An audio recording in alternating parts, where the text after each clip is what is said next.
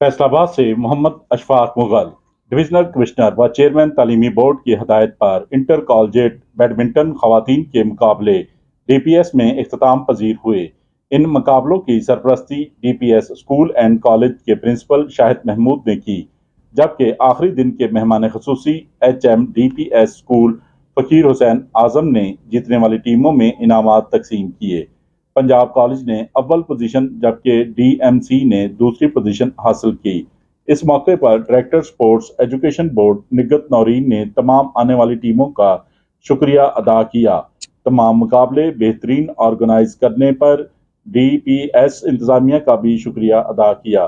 खिलाड़ियों ने divisional commissioner की स्पोर्ट्स सरगर्मियों की तारीफ करते हुए कहा कि ऐसी सरगर्मियों से सेहतमंद मुकम्मल फिट खिलाड़ी और तालीम पर बहुत अच्छे असरात मुरतब होते हैं। जबकि मुजाहिद हुसैन शाह ने भी कमिश्नर फैसलाबाद की खसूसी तालीमी सरगर्मियों के साथ स्पोर्ट्स पर तवज्जो को खूब सराहा और कहा इससे सेहतमंद माशरा तश्कील दे रहा है। देखते रहिए GS न्यूज़। इस वीडियो को लाइक करें, हमारे चैनल को सब्सक्राइब कर बेल आइकन जरूर प्रेस करें।